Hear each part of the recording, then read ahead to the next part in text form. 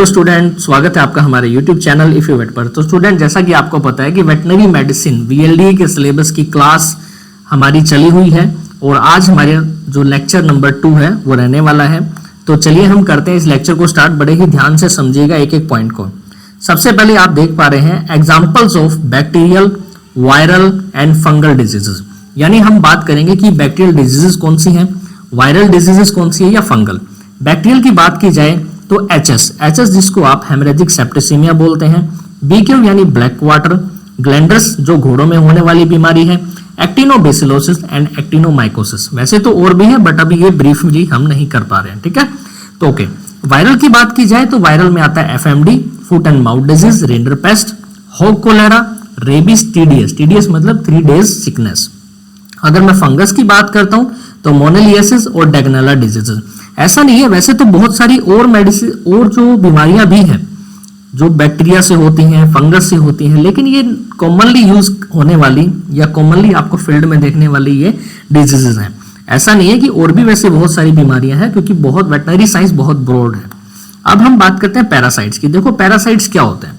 These are very small creatures, मतलब छोटे से क्रिएचर्स हैं which are dependent on the other element for their survival। वो किसी दूसरे एलिमेंट यानी किसी दूसरे एनिमल के ऊपर डिपेंड रहते हैं अपने सर्वाइवल के लिए। These parasites cause many types of disease, बहुत सारी डिजीजेस कोज करवाते हैं।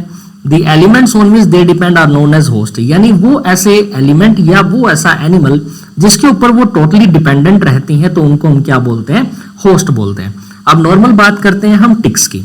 जैसे मान लिया कि जो चीचड़ जो होते हैं, जो जू है, जो चीचड़ है, अब वो बेसिकली एनिमल की बॉडी के ऊपर मिलती है यानी स्किन पे पाई जाती है। तो वो एनिमल उस टिक्स के लिए एज ए होस्ट का काम करता है। समझ आ गई ना बात, ये क्या है। तो एनिमल उस टिक्स के लिए क्या काम करेगा, एज ए होस्ट का। इन्फेस्टेशन का मतलब क्या होता है, इन्फेक्ट करना। It indicate the presence of animal parasite in और on body of the host animal. अब क्या होता है इन्फेस्टेशन में, अगर कोई भी पैरासाइट बॉडी के अंदर पाया जा रहा है या बॉडी के बाहर इफेक्ट कर रहा है तो उस प्रोसेस को हम इन्फेस्टेशन बोलते हैं। क्या बोलते हैं उस प्रोसेस को हम, इन्फेस्टेशन। अब इसके एग्जांपल जैसे लीस हैं, फ्लीज हैं, टिक्स हैं, माइट्स हैं एंड मेंजेस भी हैं, जो कि एक बहुत अच्छी मतलब एक बेसिकली हम बात करते हैं ना, ये जो मेंजेस हैं, मेंजेस बहुत ही भयंकर चीजें होती हैं जो अगर मैं ब्रीफली आपको बताऊंगा तो आपको समझ में आएगा। ओके, आगे बढ़ते हैं, ठीक है। सॉरी दोस्तों, थोड़ी एक्सटर्नल साउंड की वजह से हम नहीं एक्सप्लेन कर पाए, माफ करना, थोड़ी आवाज आ रही थी। ओके, अब हम बात करते हैं टाइप ऑफ पैरासाइट्स।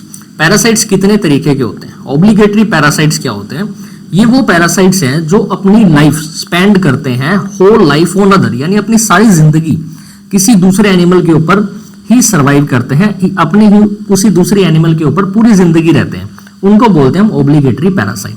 जैसे एस्कैरिस जिसको आप राउंड वॉर्म बोल देते हो, लिवर फ्लूक एक्सेट्रा।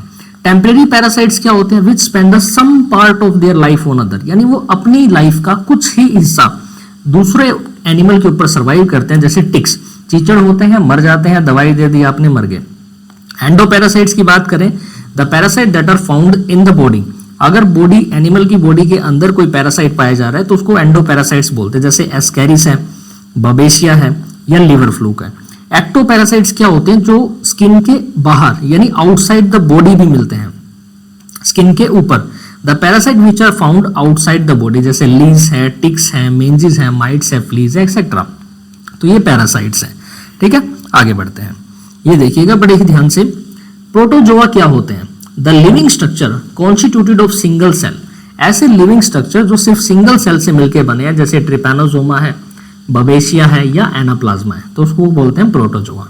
मेटाजोआ क्या होते हैं, जो मल्टी सेल्स यानी मैनी सेल से मिलकर बने हैं, मल्टी सेलुलर होते हैं, हेलमेंथिस या आर्थ्रोपोड्स। अगर मैं बात करूं हेलमेंथिस की, तो हेलमेंथिस में आते हैं राउंड, लॉन्ग और फ्लैट वॉर्म, जिनको हम हेलमेंथिस बोलते हैं। These are the 3 types, nematodes, cestodes और ट्रेमेटोड्स, जिनको हम फ्लूक्स भी बोल देते हैं, ठीक है। अब देखिए इंपॉर्टेंट चीज देखो आप बड़े ध्यान से देखो, हार्मफुल इफेक्ट्स देखेंगे अब हम कि हार्मफुल इफेक्ट्स ऑफ पैरासाइट्स। पहला क्या है, they suck the blood from intestine, animal के इंटेस्टाइन से सक करते हैं ब्लड को, leading to many type of disease, बहुत सारी बीमारियां करवाते हैं जैसे hookworm. They interfere in digestion, digestion में इंटरफेयर करते हैं, एब्जॉर्प्शन में करते हैं, due to which growth of host stop, जिसकी वजह से जो कोई भी होस्ट है, कोई एनिमल है, उसकी जो ग्रोथ है वो स्टॉप हो जाती है, ठीक है। They increase agony in animal if they present in more number they may do mechanical obstruction, animal की बॉडी में जाके नुकसान ही करते हैं। सम पैरासाइट्स सिक्रेट सम सिक्रेशन, कुछ पैरासाइट्स होते हैं जो कि सिक्रेशन सिक्रेट करते हैं, जैसे एंटी कोएगुलेशन ऑफ ब्लड में काम करते हैं, मतलब ब्लड को जमने नहीं देंगे। They if they die inside the body, तो वो टॉक्सिन रिलीज करते हैं। अगर वो स्टमक के अंदर है या इंटेस्टाइन में है तो वो डायरिया या कॉन्स्टिपेशन कॉज करेंगे। अगर वो स्किन के बाहर या बॉडी के बाहर अवेलेबल है तो वो इचिंग करेंगे, जिसकी वजह से बोल्डनेस, बोल्डनेस को बोलते हैं हम गंजापन, यानी सारे के सारे जो बाल होते हैं उस एरिया के वो झड़ जाते हैं, अलग हो जाते हैं, ठीक है। अब देखिए, दे में कॉज नोडुल्स या ट्यूमर इनसाइड और आउटसाइड द बॉडी, या तो वो कोई ट्यूमर जनरेट कर देगा जो हमारे पैरासाइट्स है, नहीं तो नोड्यूल्स मतलब गांठे टाइप्स ही बना देगा, ठीक है, एनिमल के शरीर के अंदर। आगे बढ़ते हैं।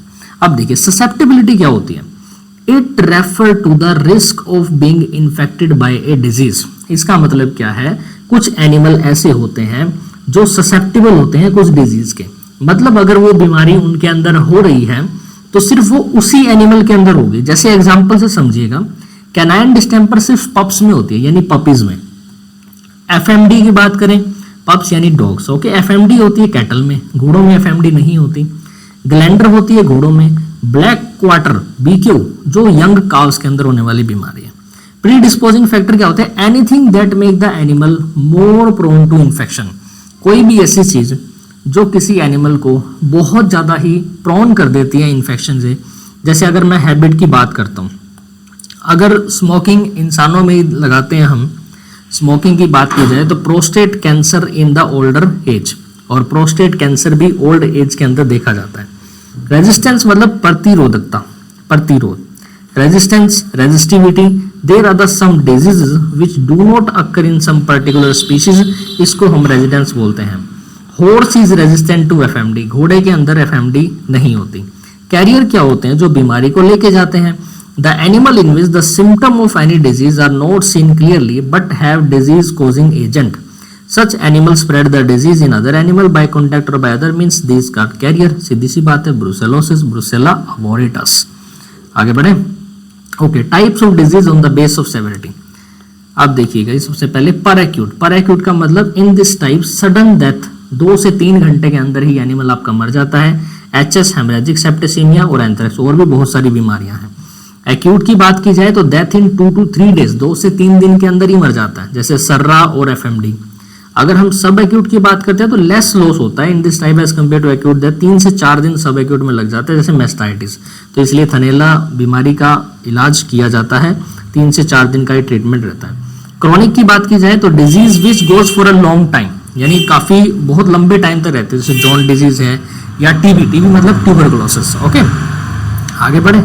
अब आते हैं हमारे पास फॉर्म्स ऑफ डिजीज, मतलब on the basis of clinical. Clinical form में क्या होता है, if the symptom of disease are seen clearly, clinical form में सिम्टम, लक्षण हमें डायरेक्टली दिख जाते हैं बीमारी के, तो उसको हम क्या बोलते हैं, क्लिनिकल फॉर्म ऑफ डिजीज। अब जैसे बात करते हैं swelling of lymph node in theileriosis, और एक पेक्यूलियर यही इसका सिम्टम रहने वाला है थिलेरियोसिस का। थिलेरिया नामक जब एक प्रोटोजोल बीमारी किसी भी एनिमल के अंदर आ जाती है तो उसमें स्वेलिंग देखने को मिलती है लिम्फ नोड के अंदर। इसको आप मार्क कर सकते हैं, बहुत इंपॉर्टेंट क्वेश्चन है, main question. Sub clinical form की बात की जाए, if the symptom of disease are not seen properly seen but the disease causing agent, आपको पता है कि बैक्टीरिया है तो आप बोलेंगे कि सब क्लिनिकल फॉर्म है उस बीमारी की। ओके, तो आज हम इसी टॉपिक के ऊपर अभी खत्म करेंगे, आगे की क्लास में हम इसको कंटिन्यू करेंगे।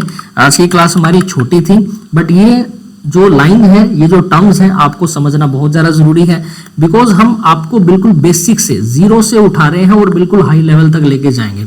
ठीक है, आपको क्वेश्चन प्रैक्टिस भी करवाएंगे, थ्योरेटिकल पॉइंट ऑफ व्यू से भी हम आपको नॉलेज प्रोवाइड करने वाले हैं। तो हमारे चैनल को सब्सक्राइब कर लेना और अपनी पढ़ाई को जारी रखिए, क्योंकि आगे आने वाले टाइम में 2027 में लगभग वैकेंसीज आने वाली है वीएलडीए की। जो हरियाणा के अंदर एक वीएलडीए का एग्जाम है, बहुत ही अच्छे तरीके से कंडक्ट होगा ये एग्जाम, और बहुत अच्छी जॉब है, बहुत अच्छा पे स्केल है, और पशुओं की सेवा करने का आपको मौका मिलेगा। तो मेहनत को जारी रखिए और हमारी क्लासेस को जरूर देखते रहिए। थैंक यू सो मच, जय हिंद।